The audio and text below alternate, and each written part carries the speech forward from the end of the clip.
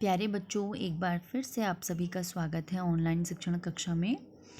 तो बच्चों, हम पढ़ रहे थे राम और सुग्रीव। हमने फर्स्ट पार्ट में पढ़ा इस पाठ के कि किस प्रकार राम की जो मित्रता हुई वो सुग्रीव के साथ हुई और फिर उन्होंने क्या करा, सुग्रीव की सहायता करने के लिए उन्हें कहा कि आप जाइए और अपने भाई बाली को युद्ध के लिए ललकारिए। लेकिन जब उन दोनों में भीषण युद्ध हुआ तो सुग्रीव की सहायता राम न कर सके और सुग्रीव को युद्ध भूमि से भागना पड़ा। तो अब वो उनकी सहायता क्यों नहीं कर सके, ये हम आज पढ़ेंगे। उससे आगे ये है भाग 2, पार्ट 2। तो बच्चों, सुग्रीव ने कहा कि आपने बाण नहीं चलाया, मैं नहीं भागता तो आज वह मुझे मार ही डालता। राम की कठिनाई दूसरी थी, ठीक है। वे दुविधा में थे। उन्होंने सुग्रीव को समझाया, तुम दोनों भाइयों के चेहरे मिलते जुलते हैं, दूर से दोनों एक जैसे लगते हो। मैं बाली को पहचान नहीं पाया, बिना पहचाने बाण चलाता तो वह तुम्हें भी लग सकता था, ठीक है। मैं इस चूक के लिए तैयार नहीं था। मैं अपने मित्र को खोना नहीं चाहता था।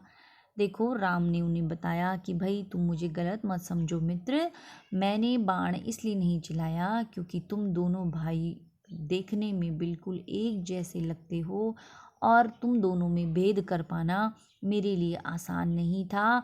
और यदि मैं वहाँ पर बिना सोचे समझे ये सोचता कि यार ये होगा बाली और ये सोचता कि दूसरा बाली है, तो वो बाण मेरे मित्र, असली जो मेरा मित्र है सुग्रीव, उसे भी लग सकता था और मैं अपने मित्र को नहीं खोना चाहता था, इसीलिए मैंने बाण नहीं चलाया। लक्ष्मण ने भी समझा बुझाकर सुग्रीव को तैयार किया एक और युद्ध के लिए, ठीक है।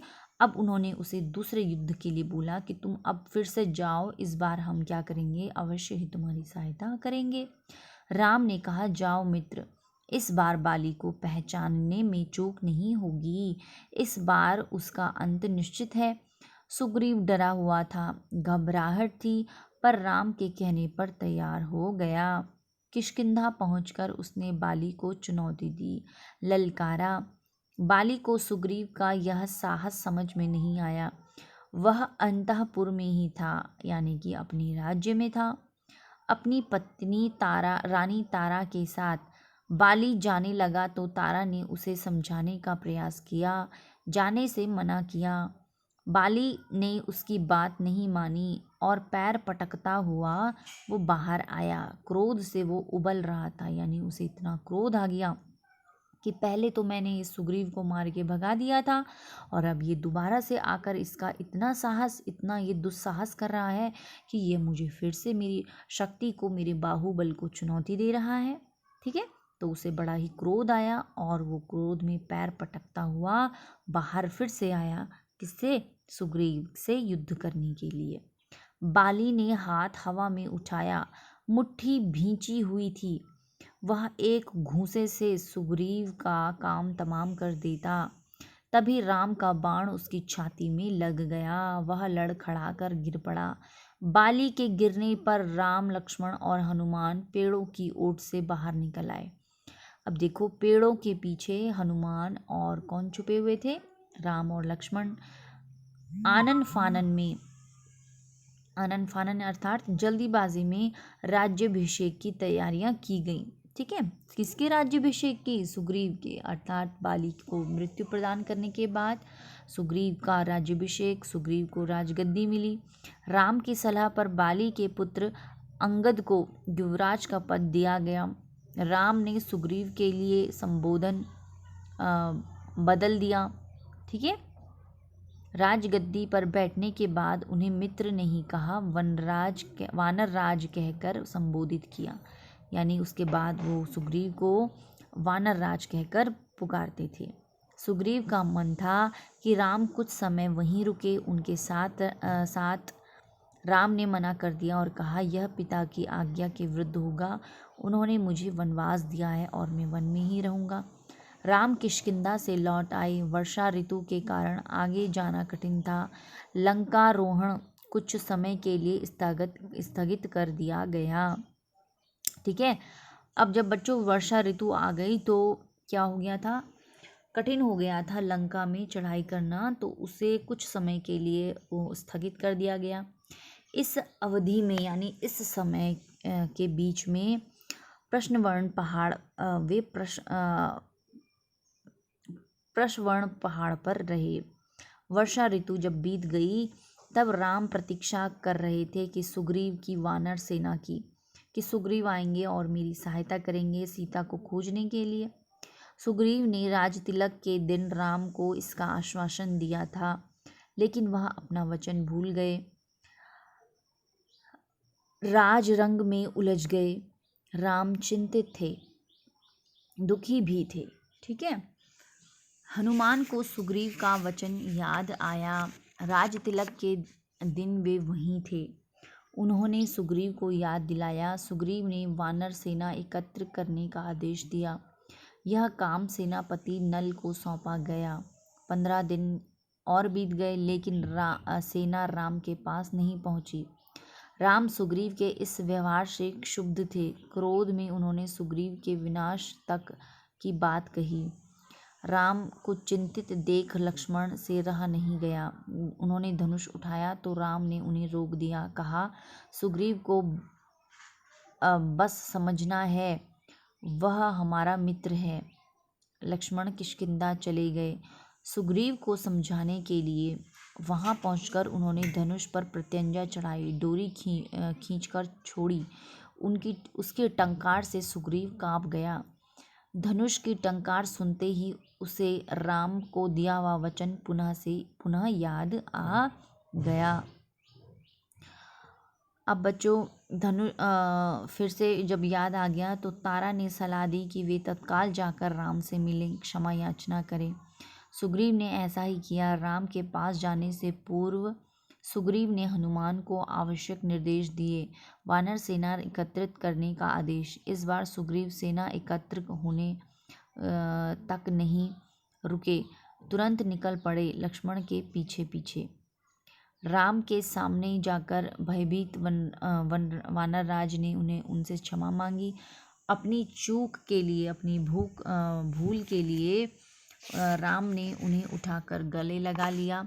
राम और सुग्रीव बात कर ही रहे थे कि उछल कूद करती वानर टोलियां वहां आ पहुंची। ठीक है, उसके बाद देखिए, हनुमान के साथ लाखों वानर थे। जामवंत के पीछे भालुओं की सेना थी। इसके बाद लंकारोहण की योजना बनी। वानरों को 4 टोलियों में बांटा गया। अंगद को दक्षिण जाने वाले अग्रिम दल का नेता बनाया गया। उस दल में हनुमान, नल और नील भी थे। ठीक है, राम की यही इच्छा थी। उन्होंने कहा, वानरों की सेना भेजने से पहले चतुर और बुद्धिमान दूतों को लंका भेजा जाए, यही उचित है। राम और सुग्रीव की जय जयकार करते वानर अपनी निर्धारित दिशाओं की ओर चल पड़े।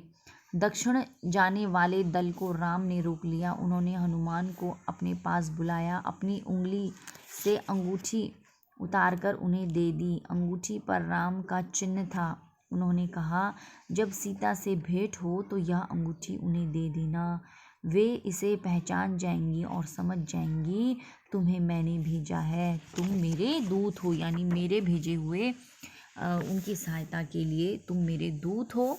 वो पहचान जाएंगी, वो तुम पे भरोसा कर लेंगी। ठीक है, फिर उसके बाद देखो, दक्षिण की टोली किष्किंधा से चली। अंगद और हनुमान आगे आगे चल रहे थे। चलते चलते वे ऐसे स्थान पर पहुंच गए जिससे आगे भूमि नहीं थी, केवल जल ही जल था, विशाल समुद्र। ठीक है, यानी कि वो दक्षिण के आखिरी छोर तक जब पहुँचे तब उन्होंने देखा कि अरे इसके आगे तो क्या है, अब समुद्र है। ठीक है, उसकी गहराई अथाह थी। अथाह यानी समुद्र, ऐसा समुद्र जिसकी गहराई की कोई सीमा नहीं। लहरों की गरज कपा देती थी। समुद्र को देखकर सबका साहस जवाब दे गया। वानर थक हार कर वहीं बैठ गए। वानर राम के बारे में चर्चा करने लगे। अंगद ने कहा, राम की सेवा में प्राण भी चले जाएं तो दुख नहीं होगा। जटायु ने अपनी जान दे दी, हम भी पीछे नहीं हटेंगे। तभी एक विशाल गिद्ध पहाड़ी के पीछे से निकला। वह जटायु का भाई संपाति था। ठीक है, वह जटायु का भाई संपाति था। उसने कहा, सीता लंका में है, मैं जानता हूँ रावण उन्हें लेकर गया है। आप लोगों को यह समुद्र पार करना होगा। सीता तक पहुँचने का बस यही एक रास्ता है। सीता की सूचना मिलने से प्रसन्न हुआ वानर दल फिर निराश हो गया। समुद्र सामने था, विकराल था। विकराल यानी बहुत बड़ा, विशाल था, अथाह था, उसकी कोई सीमा ही नहीं थी। उसे कौन पार करेगा, कैसे करेगा? अंगद उदास हो गए। लक्ष्य सामने था पर विकट था। विकट यानी कठिन था। उन्हें कुछ सूझ नहीं रहा था। बूढ़ा संपाति उनकी सहायता कर सकता था, पर इस आयु में इतनी लंबी उड़ान संभव नहीं थी। देखो बच्चों, तो सीता का पता उन्हें चल गया। संपाति यानी जो जटायु का भाई था। जटायु वही जिसने रावण को सीता को हरण करते हुए देखा था और उनसे युद्ध करते करते वो वीरगति को प्राप्त हो गए, उनकी मृत्यु हो गई थी। उन्हीं का भाई संपाति, उन्होंने भी उसको देखा था। ठीक है, तो उन्होंने बताया कि भाई रावण लेकर गया है सीता को और वो लंका में है, लेकिन समुद्र तो बहुत विशाल था। सभी लोग सोचने लगे कि हम कैसे करेंगे ये सब कार्य।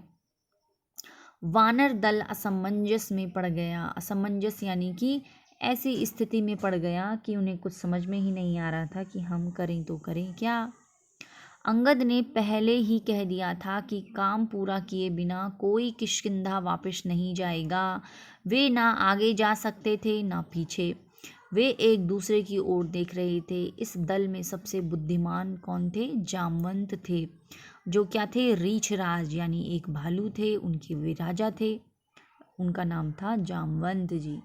सब उनके पास गए। उनके पास भी इस कठिन प्रश्न का कोई उत्तर न था। तभी जामवंत की दृष्टि हनुमान पर पड़ी। वे सबसे दूर बैठे थे, चुपचाप। जामवंत जानते थे कि यह काम हनुमान कर सकते हैं। वे पवन पुत्र हैं, यानी कि वे पवन देव के क्या हैं? पुत्र हैं। उनकी शक्ति अपार है, लेकिन उन्हें स्वयं इसका अनुमान नहीं था। उनकी सोई हुई शक्ति को जामवंत ने जगाया। कहा, हनुमान, आपको जानना होगा, यह कार्य केवल आप कर सकते हैं। सबकी आंखें उन पर ही टिक गईं। तो देखिए बच्चों, अब हमने पढ़ा इस पार्ट 2 को। इसमें हमने पढ़ा इस जो आपके अध्याय का नाम है सीता की खोज।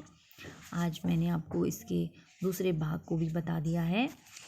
तो हमने इस पार्ट में पढ़ा कि किस प्रकार से सीता की खोज करते हुए राम ने सुग्रीव जी के साथ अपनी मित्रता करी, और फिर सुग्रीव को भी उन्होंने, सुग्रीव के साथ भी जो अन्याय हुआ था उसे उन्होंने उसका न्याय किया। सुग्रीव को उन्होंने उनकी किष्किंधा की राजगद्दी दिलाई, और उसके बाद सुग्रीव ने उनकी सहायता की, और सीता का पता लग चुका था संपाति के द्वारा, जो जटायु का भाई था। और उन्होंने उन्हें बताया कि आपको सीता को पता लगाने के लिए लंका जाना होगा। लंकापति रावण ने उन्हें लंका में बंदी बनाया है। उसके बाद जो रीछ राज जामवंत थे, उन्होंने हनुमान को बताया कि वे ही क्या कर सकते हैं, इस कार्य में उनकी मदद कर सकते हैं। तो बच्चों, आप पुनः एक बार फिर से इस पाठ का अध्ययन करें और इसको समझने का प्रयास करें। तब तक के लिए आप सभी अपना ध्यान रखिए। धन्यवाद।